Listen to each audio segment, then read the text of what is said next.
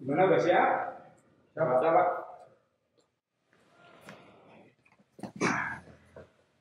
Tema hari ini apa temanya? Tentang potensi sengketa pada tahapan PIL dan pilkada. Potensi sengketa pemilu dan pilkada. Oke. Kita ketemu ya, semua. Siap. Roll. Action. Sahabat Bawaslu Kabupaten Wonosobo, hari ini kita kembali jumpa dalam ngobrolin pemilu bersama Bawaslu Kabupaten Wonosobo. Edisi kali ini kita akan membahas tentang potensi sengketa dalam pemilu maupun pemilihan kepala daerah. Nah, apa saja tahapan yang dilakukan dalam pemilu maupun pilkada? Teman-teman bisa baca ya, jadi tahapan pemilu dan pilkada itu termasuk tahapan yang panjang. Dimulai dari tahapan pendaftaran partai politik, pendaftaran calon, kemudian ada pemutakhiran data pemilih, kemudian tahapan kampanye. Di dalam kampanye ini ada tahapan pelaporan dana kampanye. Di dalamnya lagi juga ada pengaturan tentang zona kampanye, jadwal kampanye. Jadi sangat detail dan rigid. Kemudian ada tahapan masa tenang. Setelah tahapan masa tenang ada tahapan pemilihan, pemungutan dan penghitungan suara. Setelah itu ditetapkanlah hasil. Dalam setiap tahapan ini, mana saja yang berpotensi terjadi sengketa, terutama sengketa yang kewenangannya ditugaskan atau didelegasikan kepada Bawaslu, nanti akan kita uraikan bersama setelah jeda berikut ini. Oke, ngopi dulu ya. Ini kopinya apa, Mas? Purwacang, Pak. Nah, teman-teman, jangan lupa minum kopi Purwacang khas dataran tinggi Dieng agar pikiranmu makin kenceng.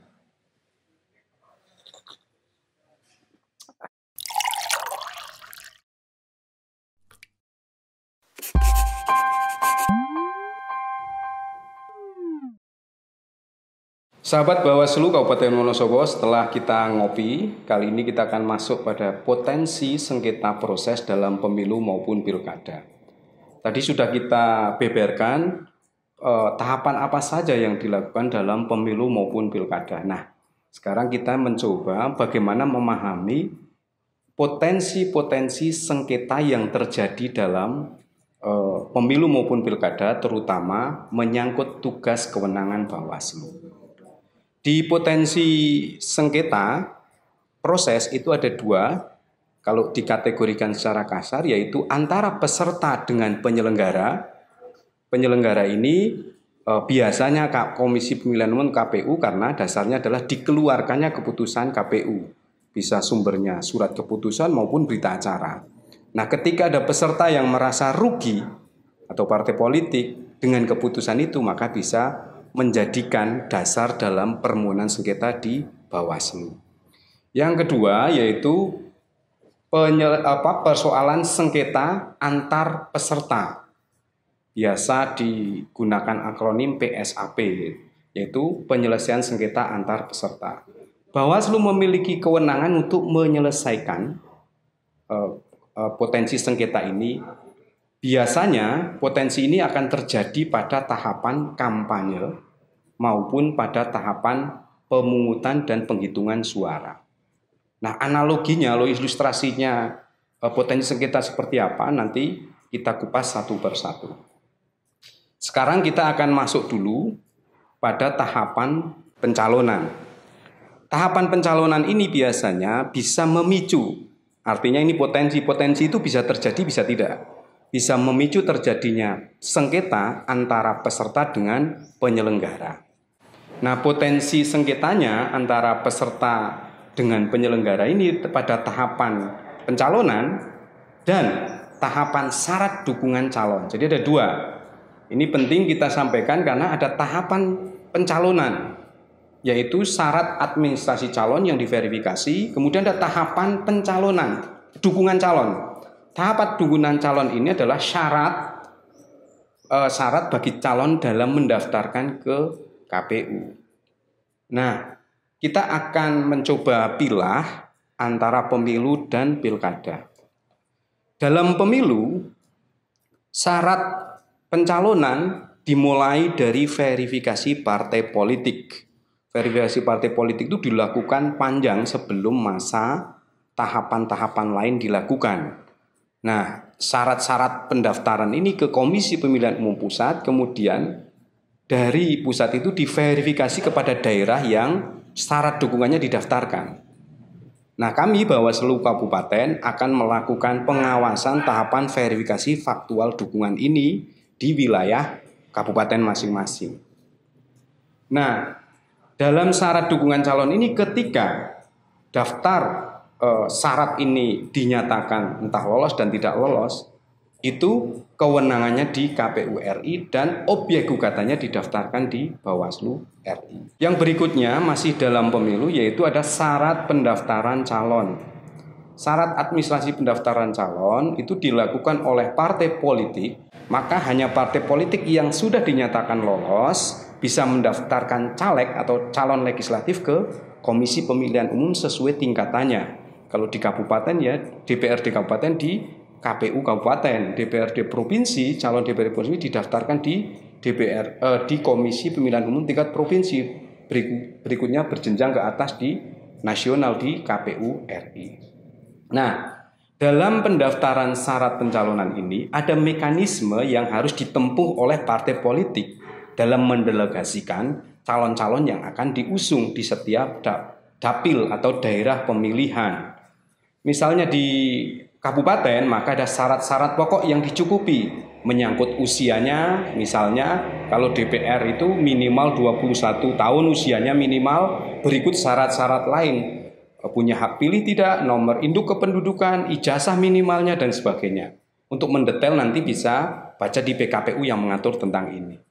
Nah, syarat yang berikutnya, jadi selain syarat administrasi person si calon yang diusung adalah dalam undang-undang kita mengatur yang diturunkan dalam PKPU, dari setiap daftar pemilih perempuan ada affirmative action yang diatur bahwa minimal dalam setiap satu dapil harus memenuhi minimal 30% calon perempuan. Ini juga diatur sampai detail bagaimana dalam nomor urut 1 sampai 3 harus ada caleg perempuan yang ditempatkan di situ. Nah, ini bisa menjadi potensi sengketa ketika tidak terpenuhi dan sebagainya.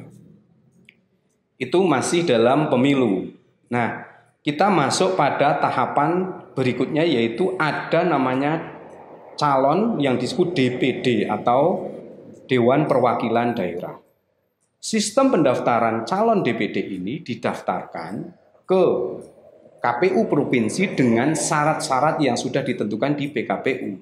Syarat dukungan dari penduduk di wilayahnya dan sebagainya, detailnya nanti bisa dibaca di PKPU. Nah, potensi terjadi di sini adalah bisa saja si calon ini mendaftarkan sengketa ketika mungkin merasa dirugikan dalam proses verifikasi faktual dukungan ke Bawaslu provinsi. Kasus ini pernah terjadi di Bawaslu Jawa Tengah, ada kasus mendaftarkan kasus syarat dukungan DPD. Dalam proses pendaftaran masih dalam pemilu, yaitu salah satu potensinya yaitu terjadi sengketa proses syarat administrasi calon. Di Kabupaten Wonosobo kita memiliki pengalaman bahwa tahun 2019 kita mendapatkan 4 kasus yang disengketakan di Bawaslu Kabupaten Wonosobo. Dari kasus ini sebagian besar adalah karena dari 3 kasus, dari 3 partai politik yang didaftarkan itu karena syarat administrasi. Karena tidak ditetapkan melalui daftar calon sementara DCS ya berdasarkan keputusan KPU didaftarkan di Bawaslu Kabupaten Wonosobo. Dari 3 kasus ini penyelesaian di Bawaslu Kabupaten Wonosobo itu melampaui dari penyelesaiannya melalui proses mediasi, kemudian ada yang melalui proses adjudikasi. Mengenai konten bagaimana proses mediasi dan adjudikasi, sahabat Bawaslu sekalian bisa simak edisi-edisi yang sudah kita bahas sebelumnya. Ini di sebelah saya nanti akan Ini adalah edisi membahas proses mediasi dan edisi membahas tentang proses adjudikasi di Bawaslu. Yang berikutnya, ada satu kasus yang tidak bisa diregister di Bawaslu Kabupaten Wonosobo. Karena kasus ini didaftarkan oleh partai politik, ada salah satu calon legislatif yang dicoret oleh KPU karena berdasarkan keputusan tetap dari Pengadilan Negeri Wonosobo, kasus ini sudah inkrah dan caleg ini adalah melanggar dalam proses kampanye. Sehingga Bawaslu tidak memiliki kewenangan untuk menyelesaikan sengketa ini dan tidak bisa diregister, akhirnya naik pada lembaga peradilan lebih tinggi yaitu di PT UN. Jadi itu yang menyangkut potensi sengketa antara peserta dengan penyelenggara, yaitu antara partai politik maupun calon ataupun bakal calon dalam pemilu. Nah, sekarang kita akan masuk pada potensi sengketa dalam pilkada, terutama menyangkut pencalonan, syarat dukungan calon, dan syarat administrasi calon. Nah, untuk dalam pemilihan kepala daerah atau dalam undang-undang ini, jadi sebutannya yang benar adalah pemilihan gubernur, wakil gubernur, bupati, dan wakil bupati, wali kota, dan wakil wali kota. Itu bunyi undang-undangnya. Tapi dalam banyak media sering disebut dengan pemilihan kepala daerah atau disingkat dengan pilkada. Kita kembali ke konteks yang kita bahas. Dalam potensi sengketa pilkada, terutama dalam pencalonan, di Undang-Undang 10 2016 diatur bahwa pencalonan untuk pilkada berbeda dengan pilpres ya. Kalau pilpres itu nggak bisa ada calon dari jalur perseorangan atau biasa disebut jalur independen. Di mana syarat pencalonannya masyarakat dengan minimal dukungan yang sudah ditentukan di wilayahnya. Kalau di Wonosobo ini karena penduduknya, jumlah pemilihnya masih di bawah 1 juta, itu porsi untuk minimal dukungannya harus mengumpulkan 7,5% dari persebaran penduduk di wilayahnya. Dukungan ini juga minimal harus menjangkau, kalau di Wonosobo ini ada 15 kecamatan, maka harus menjangkau minimal 50%-nya, yaitu minimal dukungannya tersebar di 8 kecamatan. Nah, kita kembali pada calon perseorangan. Calon perseorangan ini didaftarkan dukungannya ini sebelum tahapan pendaftaran calon dilakukan. Karena apa? Supaya KPU dan Bawaslu itu memiliki ruang untuk memverifikasi dukungan-dukungan itu. Karena calon harus mengumpulkan dukungan dengan mengumpulkan dukungan dibuktikan dengan KTP atau kartu tanda penduduk dari warga yang didaftarkan menjadi pendukung untuk memenuhi syarat minimal tadi. Nah, di sini berpotensi muncul sengketa. Kalau di pemilu 2020 kemarin di Kabupaten Wonosobo tidak ada kasus ini, tapi di kabupaten tetangga kita di Purworejo ada kasus yang sama, yaitu di mana calon perseorangan mendaftarkan kasus karena dinyatakan tidak lolos oleh KPU, kemudian mendaftarkan ke Bawaslu Kabupaten Purworejo. Teman-teman bisa simak di Kabupaten Purworejo ya untuk perjalanan kasus ini. Nah, setelah kemudian dinyatakan lolos, misalnya dinyatakan lolos, baru si calon ini bisa mendaftarkan ke KPU. Syaratnya yang diajukan adalah dukungan calonnya sudah dinyatakan lolos, yang didaftarkan adalah syarat administrasi calon tentang pengalaman pendidikan formalnya misalnya minimal SMA, kemudian berikut syarat-syarat lain. Nah, di sini juga berpotensi memicu sengketa. Karena bisa jadi syarat-syarat administrasi ini ketika tidak dilampaui, dipenuhi, bisa saja kemudian nanti bisa memicu proses sengketa. Dan pendaftaran sengketanya di Bawaslu Kabupaten. Masih dalam pilkada, nah selain dari calon perseorangan tadi, kita masuk pada minimal dukungan calon di setiap pemilihan kepala daerah. Di Undang-Undang 10 2016 ini diatur bahwa minimal dukungan calon dalam pemilihan kepala daerah adalah minimal 20% dari jumlah kursi di parlemen atau di DPR. Juga 25% dari suara sah pemilu sebelumnya. Nah, itu syarat syarat dukungan. Nah, biasanya yang lebih banyak didaftarkan menggunakan ukuran syarat jumlah kursi di parlemen. Nah, jumlah kursi di parlemen itu apakah harus dalam satu partai yang bisa menempuh 20%? Bukan, tapi di undang-undang diatur bahwa syarat pencalonan bisa oleh partai politik atau gabungan partai politik. Dalam bahasa media sering disebut koalisi. Jadi gabungan partai politik itu diregulasi atau koalisi, gabungan dari partai politik kemudian menempuh 20% baru bisa mendaftarkan ke Komisi Pemilihan Umum sebagai syarat dukungan calon. Jadi partai ini menjadi syarat dukungan. Nah, setelah syarat dukungan ini diverifikasi, baru diverifikasi syarat administrasi calon. Sama, nanti ada syarat-syarat yang harus dipenuhi secara administratif dari kartu identitas kependudukannya, ijazahnya, kemudian juga syarat-syarat lain yang menjadi syarat usia. Nah, itu yang menjadi syarat dalam pencalonan. Lebih detailnya bisa dibuka di PKPU tentang syarat-syarat pencalonan karena ini sangat banyak. Nanti bisa dicari teman-teman semua di JDIH ada muncul sehingga bisa dibaca lebih detail untuk syarat administrasi calon, bupati, wakil bupati, atau gubernur, wakil gubernur, atau wali kota dan wakil wali kota. Itu untuk syarat administrasi calon. Nah, di mana potensi munculnya sengketa Bawaslu? Di dua, baik syarat dukungan calon maupun syarat pencalonan, itu bisa menjadi potensi sengketa ke Bawaslu Kabupaten untuk pilkada ke Bawaslu Kabupaten ketika memang ada pihak yang merasa dirugikan, terutama peserta, atas dasar keputusan yang dikeluarkan oleh KPU Kabupaten. Itu ya sahabat semua, jadi kita sudah masuk pada tahapan pencalonan di tingkat kabupaten. Sahabat Bawaslu, sekarang kita akan melanjutkan pada tentang potensi sengketa antar peserta atau biasa kita singkat dengan PSAP. Nah, dalam pemilu maupun pemilihan kepala daerah, potensi PSAP ini bisa muncul pada tahapan kampanye dan pemungutan dan penghitungan suara. Pada tahapan kampanye, kita tahu bahwa pendekatan atau metode kampanye itu ada pertemuan tatap muka, ada menggunakan alat peraga kampanye, APK, atau menggunakan bahan kampanye.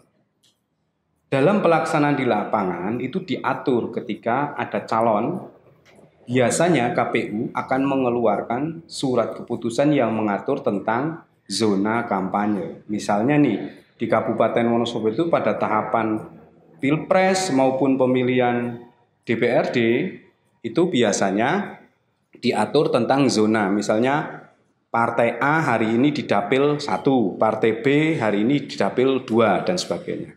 Nah, ini bisa memicu munculnya sengketa ketika pada satu dapil ternyata ada dua kampanye yang berbarengan pada satu lokasi. Nah, ini yang disebut sengketa antar peserta. Di mana Bawaslu memiliki kewenangan untuk melakukan penyelesaian sengketa antar peserta secara cepat. Fungsi Bawaslu di sini lebih bertindak sebagai fasilitator dengan metode pendekatan yaitu memfasilitasi, tidak memihak salah satu, tapi keduanya untuk sampai menjangkau pada kata mufakat. Hasil dari kemufakatan ini kemudian setelah disetujui kedua belah pihak ini, kemudian diputuskan di lokasi itu, makanya disebut sengketa penyelesaian cepat. Nah, yang berikutnya yaitu masih dalam tahapan kampanye. Acap kali muncul juga potensi sengketa karena pemasangan alat peraga kampanye. Pemasangan alat peraga kampanye sudah diatur oleh Komisi Pemilihan Umum untuk tata letak lokasinya. Tapi kadang-kadang terjadi dalam satu lokasi yang sama, terjadi penumpukan pemasangan sehingga memicu sengketa antar peserta. Nah, Bawaslu pada konteks ini ketika menyelesaikan sengketa pendekatannya sama dengan tadi yaitu penyelesaian sengketa cepat. Pendekatannya mufakat ya, Bawaslu sebagai fasilitator. Hasil dari mufakat kedua belah pihak ini kemudian dibubuhkan dalam keputusan dibacakan di lokasi itu untuk menekan potensi munculnya konflik. Jadi sengketa ini diselesaikan di lokasi. Itu untuk alat peraga kampanye. Yang berikutnya, apa saja potensi sengketa pada tahapan pemungutan dan penghitungan suara? Kita bisa mengilustrasikan ketika di tempat penghitungan suara itu kan diatur bagaimana pada hari pemungutan suara tidak boleh lagi terjadi kampanye. Karena hari kampanye sudah diberikan di sebelumnya. Nah, sejak masa tenang ini, baik atribut, APK, bahan kampanye, semuanya sudah tidak ada aktivitas.